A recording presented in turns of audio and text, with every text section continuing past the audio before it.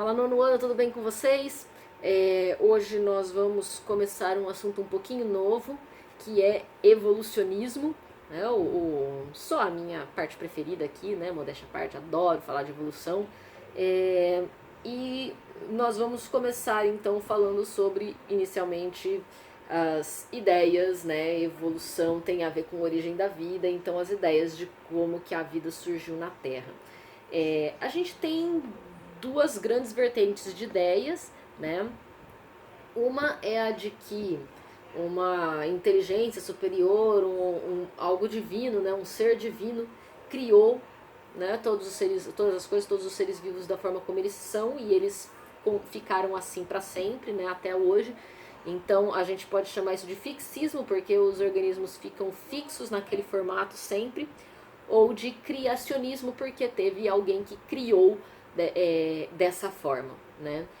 Essa é a visão da imensa maioria das religiões, sejam as atuais, sejam as antigas, né? Então a gente tem aí o que mais se conhece no Brasil é o cristianismo, né? Que diz que Deus foi criando, foi, né, através da fala, do verbo, né? E foi criando, e aí o homem ele criou a partir do barro.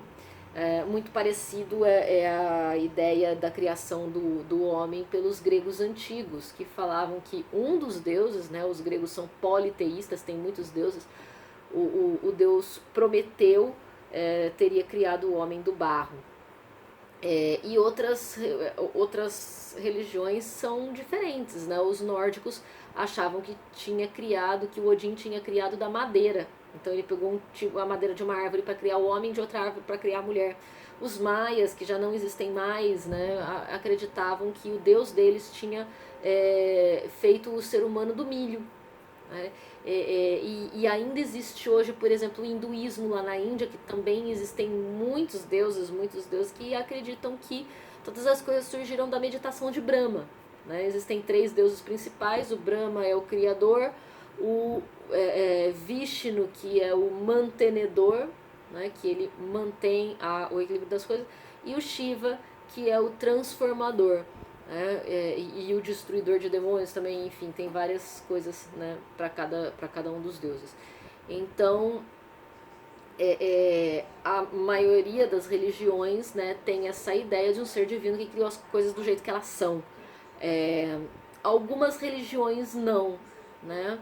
Algumas religiões, algumas vertentes do budismo já mudam um pouco. Vou dar o exemplo de uma que eu conheço um pouco mais, que é o espiritismo de Allan Kardec. Allan Kardec era francês e ele era cientista. Olha só, né, que coisa. Ele era cientista, ele era professor de ciências e tal. E ele não acreditou no primeiro momento, depois ele começou tipo, fazer um método científico no negócio. Eu vou ir em várias pessoas em lugares diferentes do continente, né, viajar bem longe para ser pessoas que não têm comunicação umas com as outras, e vou fazer as mesmas perguntas para elas que se dizem escutar espíritos, né? Então, se elas me derem as mesmas respostas para as mesmas perguntas, então são os espíritos que estão falando para elas mesmas. Ele começou a fazer isso e aí ele acreditou, né? E escreveu os livros, e aí gerou a doutrina espírita do Allan Kardec e tal. No que ele diz assim, que os espíritos vieram contar para ele coisas que não dava para Jesus contar antes, porque as pessoas não iam entender. Até faz um certo sentido, porque as pessoas não entenderam naquela época nem o que ele falou, né? Imagina se ele falasse mais.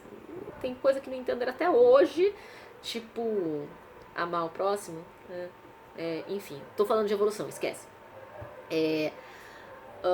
Então, assim, ele tinha essa ideia, né? Então, na verdade, ele é cristão, ele acredita em Jesus, ele acredita em Deus, ele acredita em espírito, em vida após a morte, e enfim, né? Então, mas ao mesmo tempo, né? Uma das perguntas que ele fez, ele falou o seguinte, que a ciência, né, que os espíritos, ele acreditava que os espíritos falaram com ele, né? Então ele disse que os espíritos falaram para ele que a ciência era uma das ferramentas para se entender o universo. Então, se a ciência disse que os seres vivos apareceram na Terra, assim, né, ao acaso, por reações químicas numa atmosfera primitiva que era diferente da de hoje, depois reações químicas nos oceanos primitivos, e surgiram seres muito simplesinhos, tipo bactérias ainda mais simples, e elas foram se modificando, se transformando, evoluindo e gerando novos seres vivos cada vez mais complexos, até todos os seres vivos que tem hoje. Então, se a ciência conseguiu demonstrar que foi assim, então foi assim, confie na ciência. Esse é o grande diferencial que eu vejo nesse caso aí, né? Então a gente tem aqui uma religião que acredita num monte de coisa sobrenatural, mas que ao mesmo tempo aceita a ciência totalmente, inclusive na evolução, né? Na ideia de evolução. É claro que isso é uma coisa, né? Eu conto isso para as pessoas saberem que não necessariamente a ciência exclui a crença e vice-versa, que tem que ou você acreditar na ciência ou na crença. Não necessariamente. É claro que vão existir pessoas que, por causa do pensamento científico, não vão acreditar em religiões, em vida após a morte, em Deus, em nada, que são ateus, né? E essas pessoas também têm que ser respeitadas, porque são pessoas e isso não faz delas nem melhor nem pior do que ninguém, né? Inclusive, temos ateus que são extremamente importantes para a história da sociedade, para o desenvolvimento social, de saúde, de ciência, né? A gente tem, por exemplo, o Freud, né, que iniciou os estudos da mente, né, e aí hoje em dia a gente tem, graças a ele, toda a psicologia, psicanálise e tudo mais. A gente tem o Einstein, importantíssimo para a ciência moderna, para a física moderna, né, que nos falou sobre a relatividade, energia nuclear, né, o uso da energia nuclear, ele ajudou a desenvolver, né. O Carl Sagan, que desde a década de 80 foi importantíssimo para divulgação científica, ele fez a série Cosmos, né, que traz para as pessoas de fora das ciências um conhecimento sobre ciências, né? Então essas pessoas foram muito importantes e eram pessoas boas, né? Eram pessoas que contribuíram. Então, assim, é lógico que da mesma forma como existem pessoas que acreditam que são boas e que são más, também, né, são pessoas, né? Então sempre passa por aquela questão do respeito, né? Sempre isso, respeito tem que ter, ponto final. Mas então, né, depois de fazer esse parênteses enorme aqui, né, vamos entrar então no que é evolução, né? Pode ser chamado de transformismo, porque os organismos se transformam ao longo do tempo, ou evolucionismo, porque eles evoluem ao longo do tempo. Foi mais no século XIX, né, com caras como Lamarck, Darwin e Wallace, são 3 caras, o mais importante deles é o Darwin, né, mas o Wallace teve pensamento muito parecido com o do Darwin, ele só não ganhou a fama, infelizmente, né, mas hoje em dia a gente devolve um pouquinho a fama para ele, a gente fala dos 2 caras. Que falaram sobre os organismos evoluírem ao longo do tempo. O que é evolução para a biologia? Evolução é uma palavra que a gente usa para muita coisa, sempre com essa ideia de transformação, de modificação, né? Mas muitas vezes a gente usa evolução como uma palavra de melhora, né? E eu vou pedir para que nas ciências vocês esqueçam essa palavra. Por quê? Porque cria a ideia de que certos organismos são melhores do que outro. E isso, para a natureza, não existe. Melhor é uma concepção da nossa cabeça. O que é melhor? Né? O que é melhor? Sei lá, a minha mão ou a nadadeira de uma baleia? Não tem melhor, né? Às vezes aí a pessoa muitas vezes vai falar assim, a nossa mão, lógico. Por que lógico? Porque a gente tem essa tendência um pouco, né, como é que eu diria, vaidosa, de achar que nós somos o topo da evolução. Mas nós não somos o topo da evolução, né? Na verdade, é como se fossem, digamos assim, existia um ancestral comum. Nós somos todos descendentes de um ancestral comum. Acontece que é como se fossem vários carros saindo de um mesmo estacionamento e cada um segue para um lado diferente, mas vamos dizer que todos eles andaram 1.000 quilômetros, né? Então todos eles evoluíram aqueles 1.000 quilômetros, vamos dizer assim, para ficar bem simprão mesmo. Mas eles foram para lugares diferentes, né? Então, volto a dizer, o que é melhor, as minhas mãos ou a nadadeira de uma baleia? Depende. Eu vivo num ambiente terrestre, a baleia vive num ambiente aquático. Né? Se eu fosse viver num ambiente aquático, eu não conseguia nadar direito com essas mãos. O primeiro predador que aparecesse ia me comer, pronto, morreu, acabou a espécie humana. Né? Então a questão é estar adaptado naquele ambiente, naquela época. Né? Então cada espécie atual é o que está melhor adaptado ao seu ambiente nesta época. Né? Então as baleias são o que estão melhor adaptadas ao ambiente aquático do grupo que deu origem a elas. Né? Para elas é melhor a nadadeira, é lógico, enquanto ela estiver num ambiente aquático e não querer sair para a terra. Aí, né, teria que ser outra coisa. Por isso que na terra os organismos têm membros como as patas ou pernas, braços, que nem a gente, e não nadadeiras. Então, por isso que eu falo para não usar a palavra melhora. Né? Ah, mas não melhorou do dinossauro para a ave, por exemplo? Isso é complicado, né? Elas se transformaram para conseguir ir para um ambiente aéreo. Né? Mas se não fosse o meteoro, talvez tivessem existido ao mesmo tempo dinossauros e aves uns tempos depois, né? Alguns milhões de anos depois. Então, são coisas relativas aí. Porque uma das coisas mais difíceis das pessoas aceitarem a evolução é porque a gente não vê ela acontecer, né? Então, por que a gente não vê a evolução acontecer? Porque a evolução é um acúmulo de pequeníssimas mudanças que vão se acumulando ao longo do tempo. Ela está sempre acontecendo, mas a gente não percebe. Vai levar milhares ou às vezes até milhões de anos para essa modificação ser visível. E a gente não vive todo esse tempo, lógico, né? A humanidade inteira, né? A sociedade humana tem o quê? 10.000 anos de sociedade, né? Então a gente não tem como perceber isso. Algumas espécies fazem com que a gente consiga perceber. Por exemplo, se eu pegar bactérias, né, existem bactérias que, por causa da gente usar errado os remédios, usar demais, usar em momento errado, usar em quantidade errada, usar para doença errada, né, os antibióticos aí, né, que são remédios contra bactérias, começou a selecionar bactérias muito resistentes. Então tinha bactérias que morriam com esse remédio, outra morria com esse, outra morria com esse, outra morria com esse. E aí, de repente, eu tenho uma população de bactérias que antes não existia, que não existe remédio nenhum que mata elas. Então, eu desenvolvi uma população de superbactérias. Isso é evolução. Por que nas bactérias dá pra ver? Porque o ciclo de vida das bactérias é muito curtinho.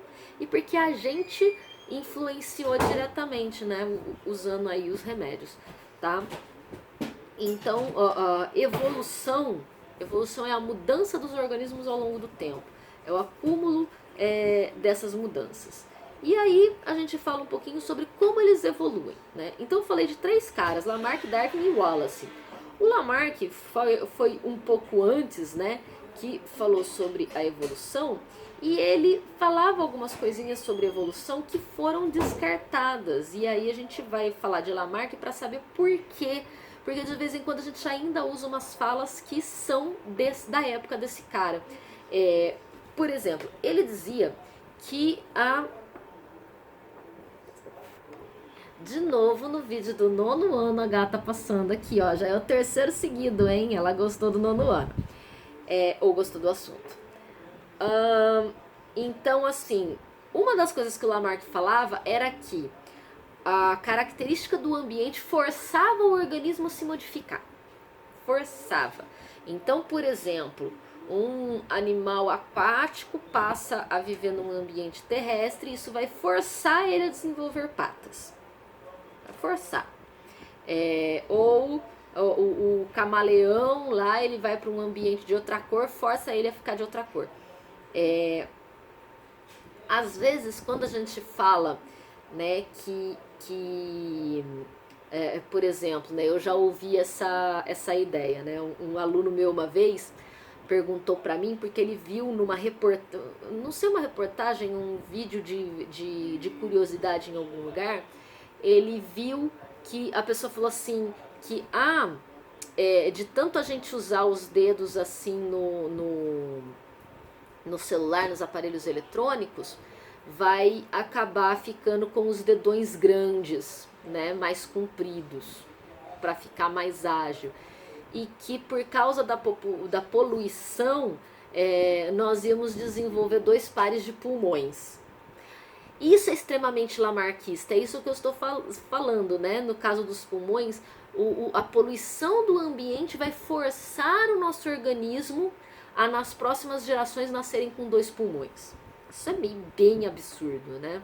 Isso não acontece, né? O que acontece é que as mudanças aparecem de forma aleatória. Se eu ter um pulmão só vai fazer com que a gente morra, se por acaso não aparecer esses dois pulmões, a gente vai se extinguir. Simples assim, né? Então, não vai forçar a nada. A questão dos dedos é uma outra coisa que o Lamarck falava, que é a lei do uso e desuso. Aquilo que eu uso muito desenvolve, aquilo que eu uso pouco para de desenvolver. E ele falou isso baseado, por exemplo, eu treino muito, eu crio músculos, ora, meus músculos crescem, então né? Mas por que isso não é real, né? Porque o meu músculo ele já tem a capacidade, né, de crescer quando treina, né? Deposita mais proteína ali. E a gente tem, assim, e tem um limite, né? Depois de um certo ponto, não adianta eu treinar mais, que não vai crescer além do limite que o meu corpo pode produzir, né? Outra coisa, que aí ele falava, né, que a girafa ficou com o pescoço comprido de tanto esticar, aí ela ficava com o pescoço mais comprido, né, de tanto esticar. Isso não acontece, né? A gente pode ver, por exemplo, eu sou uma pessoa muito alongada, eu tenho um alongamento muito bom. Aí eu estico tudo aqui, eu estico, sempre tô esticando aqui, sempre tô esticando. Eu sou bem flexível, só que meu braço é mais comprido do que o normal por causa disso? Não, né? Isso é absurdo, não acontece. Então essa lei do uso e desuso também, né? A dos dedões lá, não. Se por acaso o dedão não começar a aumentar por acaso, então nunca vai acontecer, nossos dedões vão continuar para sempre do mesmo tamanho. E outra coisa que ele falava era que aquilo que eu desenvolvi vai passar para os meus filhos, a lei dos caracteres adquiridos, né? Que também é um absurdo, né? Tudo que eu vou, tudo que eu desenvolver vai passar para os meus filhos, né? Então, se eu fizer bastante musculação e ficar bem musculoso, o filho já nasce musculoso? Não, né? Se eu enfim, né, ele falava dos ratos, eles fizeram um experimento para mostrar que isso era impossível, né? Eles pegavam ratos e cortavam o rabo dos ratos, tadinho dos ratos, né? Ainda bem que não faz mais isso hoje. Quer dizer, tem lugar que faz muita experiência com rato, né? Inclusive importante na questão da vacina e tudo mais. Mas assim, eles iam lá e cortavam o rabo do rato. Aí botavam os ratos sem rabo para cruzar. Aí nascia a ninhada dos ratos. Todos os ratinhos tinham rabo. Cortava os rabos de todos os ratinhos, colocava para cruzar de novo. Fizeram isso um monte de vezes, só cruzando rato sem rabo, rato sem rabo, rato sem rabo. E nunca parou de nascer rato com rabo, né? Então isso não existe, né? Tanto é que, por exemplo, a gente tira o siso lá, que é o último dente, né? Quanta gente já não tirou o siso e continua nascendo gente com siso, né? Os dentes lá, os últimos dentes continuam lá nascendo. Então ele trouxe aí uma ideia interessante, mas que tinha muito furo, né? Então a ideia era interessante, mas tinha muito furo. Quem que veio aí tapar os furos, né? O Darwin, né? O Darwin falou, bom, se não é isso que o Lamarck está dizendo, como é que os organismos funcionam? Ele fez uma baita de uma viagem ao redor do mundo, num navio chamado Beagle, que não é o cachorro, mas ele fez toda essa viagem e o principal lugar que ele foi, que ele estudou as coisas, foi nas Ilhas Galápagos, que é um arquipélago cheio de ilhazinha.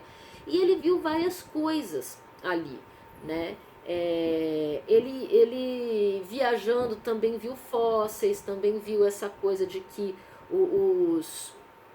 os fósseis mostram organismos que não existem mais, mas que são parecidos com o que existem. Os que existem hoje não existem fósseis deles, ou seja, só apareceram depois, né? Então, por isso que os fósseis é uma evidência da evolução. Outra coisa que ele viu, a questão dos membros, estruturas homólogas, que é o que? Por exemplo, os membros dos nossos corpos, a gente vê que em todos os animais mamíferos tem os mesmos ossos. Então tem um exemplo aqui, ó, ele está mostrando do braço, né? Os mesmos ossos que tem no nosso braço, tem na pata do gato, tem na barbatana da baleia, tem na asa do morcego, só que eles estão, alguns mais compridos, alguns mais curtos, mas são os mesmos ossos, né? Então tem um parentesco aí entre a gente. Existiram adaptações para cada ambiente que cada um foi. Outra que ele percebeu, né, nessas ilhas, que foi? Existe um passarinho chamado tentilhão. Esses passarinhos estavam espalhados por todas as ilhas, só que cada ilha tinha as suas características próprias. Então tinha uma ilha que os tentilhões conseguiam pegar bichinho na terra, tinha ilha que não tinha bichinho na terra, tinha bichinho no meio da madeira, tinha ilha que ele tinha que comer frutinha mais mole, tinha ilha que ele tinha que comer semente mais dura. E ele percebeu que, de acordo com o alimento que tinha mais na ilha, o formato dos bicos deles era diferente. Então, onde tinha o bichinho no chão, o bico era mais fininho, mais pontudinho. Onde tinha o bichinho na madeira, aí o bico mais comprido, mais forte. Onde tinha a frutinha, então o bico era mais curto, mais pequenininho. Onde tinha semente, o bico era mais largão, mais forte para quebrar a semente. Ele percebeu, então, que os seres vivos, eles estão adaptados, mas não ele desenvolveu a teoria mais importante para a gente entender a evolução que existe até hoje, que é a teoria da seleção natural. Não é o ambiente que força o organismo a mudar, de jeito nenhum. É que as mudanças aparecem por acaso nas populações. E algumas mudanças, né, a mudança que não faz a menor diferença pode ficar ou pode sumir, né? A mudança que dá um prejuízo, ela vai sumir porque aquele organismo não vai conseguir se desenvolver. Mas algumas mudanças dão certas vantagens para aquele organismo. A seleção natural, a evolução, ela acontece por causa de quem reproduz mais, quem deixa mais descendentes. Então, lembrando da genética, né, eu vou passar para os meus descendentes as minhas características. Então, olha só, algumas mudanças aparecem aleatoriamente. Então, se eu tenho numa população vários tipos de bico, quando ele vai para essa ilha, o tipo de bico que leva vantagem, ele vai conseguir comer mais, ficar mais forte, ter mais energia, ser mais saudável, e por isso ele vai conseguir ter mais filhotes. Os outros não. Então os outros vão tendo menos filhotes, as características deles vão sumindo. E a daquele que levou vantagem vai ficando. Por isso desenvolve só aquele bico lá. Aí na outra ilha é outro alimento, então qual bico é melhor? Depende da ilha, né? Não tem bico melhor, é o bico que está mais adaptado naquele ambiente.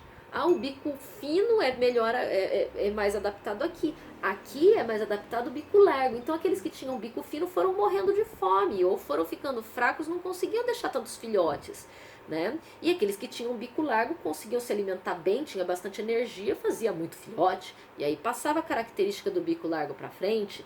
Em toda característica eu posso usar essa linha de raciocínio, né? Por que as pessoas descendentes da África são negras? Porque a humanidade surgiu na África. E na África tem muita luz solar. A luz solar em excesso pode causar danos à nossa pele, danos à nossa saúde. Então, quanto mais melanina para me proteger do sol, né, mais eu vou sobreviver e deixar mais descendentes. Então, as pessoas com pele mais escura sobreviveram lá. Ah, mas então por que tem brancos na Europa? Porque a partir do momento que as populações começaram a se espalhar, quem chegou na Europa e se estabeleceu na Europa, a Europa tem menos luz solar. E aí, menos luz solar, fica mais difícil fazer vitamina D, que também é importantíssima. Então, a melanina, ela barra a luz solar. Aí precisa entrar mais luz solar. Então, aquelas pessoas que tinham a pele um pouquinho mais clarinha, levava mais vantagem, ficava mais saudável, tinha mais filhos, passava adiante. Aí um pouquinho, e vai gradativamente, um pouquinho mais clarinho, um pouquinho mais clarinho, um pouquinho mais clarinho, um pouquinho mais clarinho, clarinho, clarinho, clarinho, clarinho, clarinho, bem claro, bem claro, bem claro, branco. Pronto, né? Então, essa a questão da evolução. Não é uma questão de aquele é mais evoluído, aquele é menos evoluído, que na época do Darwin, né, o Darwin ficou chocado com como tratavam os negros, que ainda existia escravidão no Brasil. Ele passou por aqui, ele ficou chocado, ele achava que ele passou a achar que a humanidade não tinha nada de diferente dos bichos, né? Que ele ficou chocado com isso. Não existe uma população mais evoluída do que a outra em seres humanos, né? A gente tem características adaptadas a certos ambientes, mas a nossa evolução intelectual, moral e tudo mais é a mesma, né? Isso aí é outra questão. A gente não pode, é uma outra coisa que não pode, né? Eu estou falando aqui de evolução biológica, né? Isso é muito importante lembrar.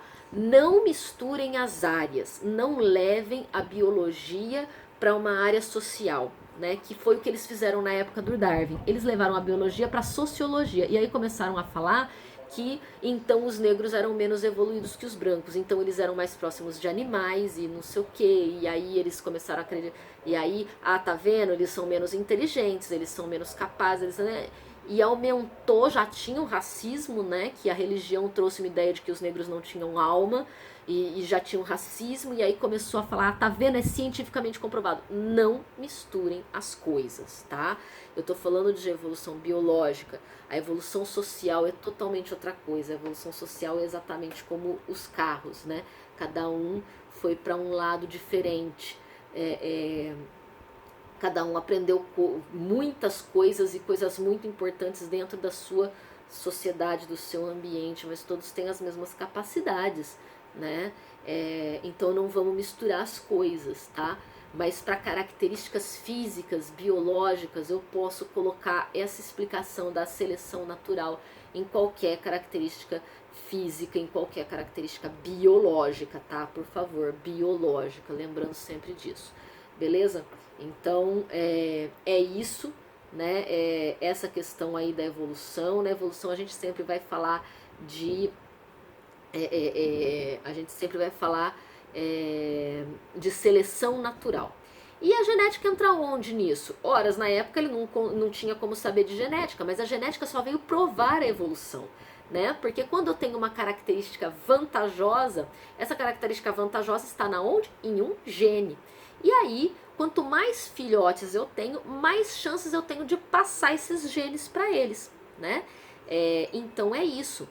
Outro exemplo é por que o urso polar é branco e o outro urso mais pro sul é pardo, né? Os ursos eram pardos, mas aí os que começaram a viver próximos da neve, que eram mais claros, levavam vantagem porque eles ficavam camuflados, né? Então conseguiam comer mais e tinham mais filhotes e foi se espalhando a característica de urso branco naquela região, não na floresta, porque o urso branco na floresta não se camufla de jeito nenhum, né?